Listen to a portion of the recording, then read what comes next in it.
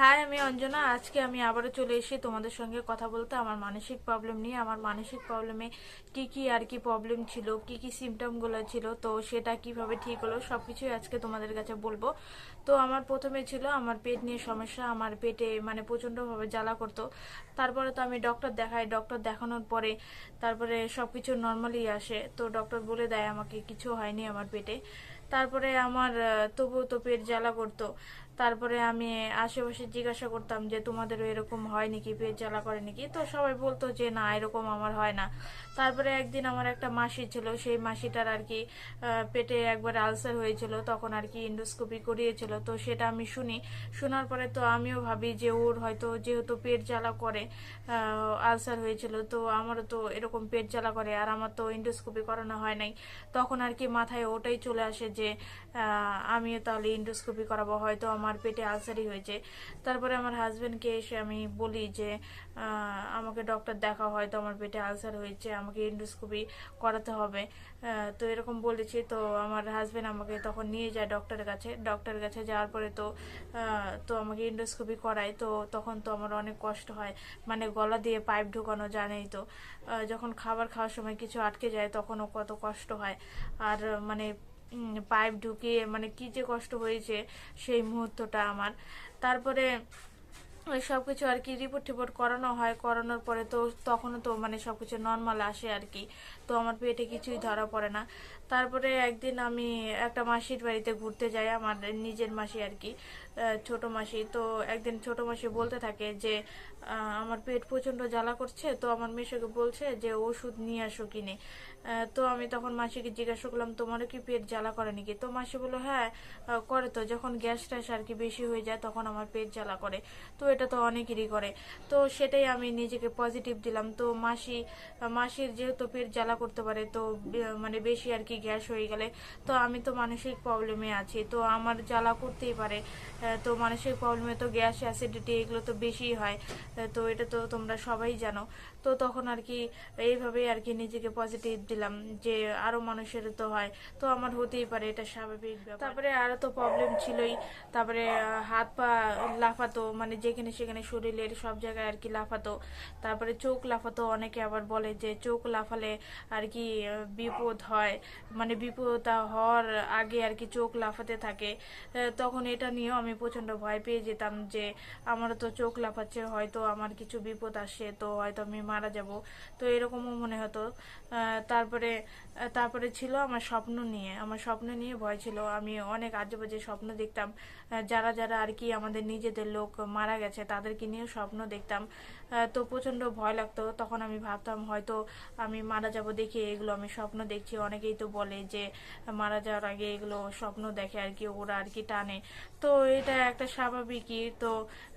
এইগুলো নিয়ে হয়তো আমরা ভাবতাম, এর জন্য হয়তো এই তারপরে আর কি আরো যা প্রবলেম থাকে যে ঘাড় লক হয়ে যেত, ঘাড় ব্যথা করতো। তারপরে গলায় মনে হয় কেউ চিপে ধরে আছে এরকমও লাগতো অনেক সময়। তারপরে ছিল মাঝে মাঝে প্রেশার হাই হয়ে যেত, যখন আর কি প্যানিক অ্যাটাকের মতো হতো। প্রচন্ড ভয় পেতাম হয়তো আমার এখনই মৃত্যু হয়ে যাবে। তো এরকম আর কি মনে হতো। তখন আমাকে ডক্টর কাছে নিয়ে যেত তাড়াতাড়ি করে। তারপরে ওইখানে আমাকে প্রেশারটা চেক করানো হতো। তখন ডক্টর আমাকে বলতো যে তোমার প্রেশার এত হাই, তোমার বয়স কত। তখন আমার বয়স ছিল ধরো 22 থেকে 23 বছর। তো 2 বছরের আগের কথা। তারপরে ডক্টর বলে এত এত কম বয়সে এত প্রেশার হাই, তুমি কি কিছু টেনশন করো? তো তখন আমি কিছু বলি না এই ব্যাপারে। তারপরে ডক্টর আমাকে আমার প্রেশার দেখে তো আমাকে ওষুধ দিয়ে দেয় যে ওষুধ খেতেই হবে তোমাকে। তারপরে আমি ওষুধ খাই। ওষুধ খাওয়ার পরে তো ওটা নিয়ে আমি ভাবতে থাকি আমার এত প্রেশার হাই, আমি হয়তো মরে যাব, হয়তো আমার স্ট্রোক হবে। তো এরকম সবসময় মনে হতো।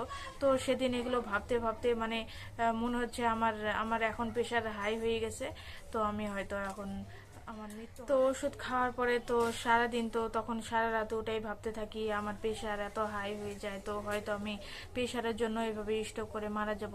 তো সেদিন তো সারা রাতে ওইভাবেই গেল, ঘুম তো হলোই না একটুকু।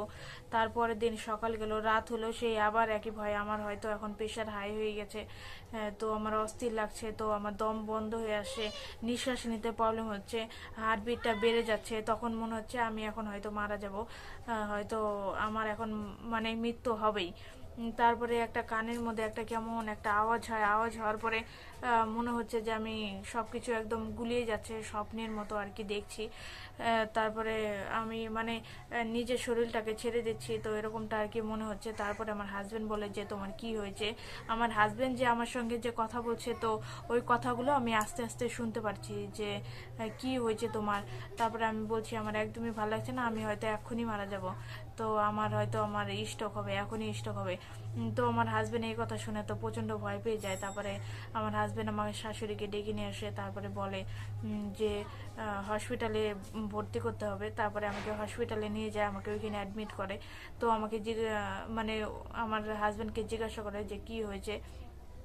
তখন আমার হাজবেন্ড বলে যে প্রেশারটা হাই হয়ে গেছে, তো কালকে প্রেশারটা হাই ছিল, তো এরকম প্রেশার ওর মাঝে সাঝে হাই হয়ে যায় টেনশনের কারণে। তারপরে তখন আমার প্রেশারটা চেক করা হয়, তো প্রেশারটা নর্মালই ছিল। তো সেই কথাটা শুনে আমার ভালো লাগছিল যে আমার প্রেশার নর্মাল আছে। তো তখন একটু মানে রিল্যাক্স হয়েছিল আর কি।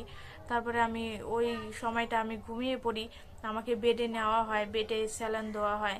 তো ওই সময়টা আমি ঘুমিয়ে পড়ি। তো অনেক রাত্রে আর কি জাগনা পাই, জাগনা পাওয়ার পরে তো দেখছি যে সব দিকে আর কি অন্ধকার। তো তখন আমি ভাবছি যে আমি কি মারা গেলাম, আমি কি মরে গেছি, আমার সব কিছু কেন এত চোখের সামনে অন্ধকার হয়ে আসছে। তো হয়তো আমি মারা গেছি, তো নিজেকে দেখছি এভাবে শরীরে ধরে ধরে দেখছি হয়তো আমি মারা গেছি। তারপরে পাশের বেডে একজন বয়স্ক করে একটা দিদা ছিল, সেই দিদা আমাকে বলে কি তুমি কি কিছু খুঁজছো, তোমার কি কিছু হয়েছে। তো তখন আমি ভাবি না, তাহলে হয়তো আমি মারা যাইনি, তো আমার সঙ্গে কথা বলছে। তাহলে ভাবো যে মানসিক প্রবলেমে থাকলে মানে মানুষ কি কি ভাবে। তারপরে আমি শুয়ে পড়ি। তারপরের দিন সকাল ডক্টর আসে, ডক্টর আসার পরে তো আমাকে বলে যে তোমার কি হয়েছে। তখন আমি বলি আমার মাঝে মাঝে প্রেশার হাই হয়ে যায়। তো বলে যে কেন হাই হয়, কোনো টেনশন করো নাকি তুমি। তারপরে আমি বলি হ্যাঁ আমার এমন এমন ভয় লাগে। তো ওই ডক্টরকে আমি সব কিছু বলি। তো ডক্টর আমাকে তো আরও জিজ্ঞাসা করে যে আর কি প্রবলেম হয়। তখন আমি বলি আমার মাথাটা কেমনই যেন করে, আমি বুঝতে পারি না কি হয় আমার মাথায়। তো মাথাটা একটু অন্যরকমই করে, টান লাগে। তো মাথা গরম হয়ে যায়, মাথা দিয়ে ভাপ বেরায়। তখন আমাকে বলে কি যে একবার ইসে সিটি স্ক্যান করাও। তো এরকম আর কি বলে দেয়, আর ওইখানে মানে লিখে দেয় যে আমাকে সাইকিয়াট্রিস্ট মানে ডাক্তার দেখাতে হবে। তো ওটা লিখে দেয়।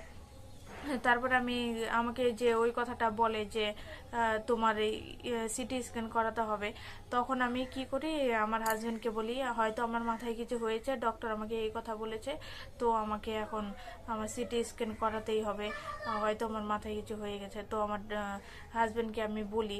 তারপরে আমার হাজবেন্ড কি করে সে আমাকে আবার নিয়ে যায় ডক্টরের কাছে। তো নিয়ে যাওয়ার পরে তো ওইখানে আমার সব কিছুই আর কি রক্ত পরীক্ষা বলো এগুলো সব কিছুই করানো হয়, তারপরে সিটি স্ক্যান করানো হয়। তারপরে সব কিছু আর কি নর্মাল আসে, এগুলো সব কিছুই আর কি নর্মাল আসে। তো ওইখানে তো ওই ডক্টরটা আমাকে বলে দিয়েছিল সাইকিয়াট্রিস্ট ডাক্তার দেখাতে। তারপরে আমি এরকম আর কি যখন আর কি আমার সব কিছু রিপোর্ট নর্মাল আসে, তো আমার সিটি স্ক্যানে মানে রক্ত পরীক্ষা ওগুলো সব কিছু নর্মাল আসে। তারপরে আমি সাইকিয়াট্রিস্ট ডাক্তার দেখাই। তো দেখানোর পরে ওইখানে আমার প্রবলেমগুলো শুনে তো আমাকে ওষুধ লিখে দেয়। তারপরে ওষুধ নিয়ে আসার পরে তো ওষুধগুলো খাই বাড়িতে এসে। তো ওষুধ খেয়ে মনে হচ্ছে যে আমার আরও মানে আমার অবস্থা খারাপ হয়ে যাচ্ছে। তারপরে কি করলাম, ওষুধ খাওয়া ওগুলো সব বন্ধ করে দিলাম। তারপরে আমার হাজব্যান্ডকে বলছি তো আমার এমন এমন প্রবলেম হয়, আমার শুধু প্রবলেমগুলো শুনেই আমাকে ওষুধ দিয়ে দিল, আমাকে তো কিছু বুঝালো না। তো এটা আর কি আমি বললাম। তারপরে আমার হাজব্যান্ডকে বলার পরে তো আরেক আরেক জায়গায় মানে খোঁজ নেওয়ার পরে তো একটা ম্যামকে দেখালাম। হ্যাঁ, তো ওই ম্যামটাও আমার সব কিছু প্রবলেম আর কি শোনার পরে অনেক কিছু আমাকে বুঝালো আর কি। এটাও কিছুই না, তো ওষুধ খাওয়ার সাথে সাথে তুমি এক্সারসাইজ করো, যোগা করো, সকালে উঠে হাঁটো, এগুলো আমাকে সব কিছু আর কি বলে দেওয়ার পরে তো মনে একটা বিশ্বাস থাকে না যে আমি ঠিক হবো না, এই ম্যামটার কাছে আমি ঠিক হবো না। মানে এটাই আর কি মনে আর কি এটা হতো, মানে বিশ্বাসটা আর কি হতো না। তারপরে আমি আস্তে আস্তে এইগুলো নিয়ে আমি ইউটিউবে সার্চ করার পরে আমি দেখি একটা পবন স্যারের ওইখানে মিলনদাকে দেখি। তো ওইগুলো দাদার ভিডিওগুলো দেখতে থাকি। তো তখন আমি মিলনদাকে দেখানোর পরে তো মিলনদা আর কি আমাকে যেভাবে চলতে বলে সেইভাবে আর কি চলি। তারপরে আমি আস্তে আস্তে ঠিক হয়ে যাই।